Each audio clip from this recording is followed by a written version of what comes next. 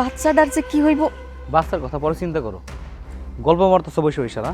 আমার খিদে লাগছে, খাওয়ান দাও, চলো। তোরে খাইতে দিব মানে? হ্যাঁ, ঘরে কিছু আছে রান্না করার মতো? রান্না হয়েছে যে তোরে খাইতে দিব? রান্না করার মতো কি আছে না আছে সেটা দেখার বিষয় আমার না।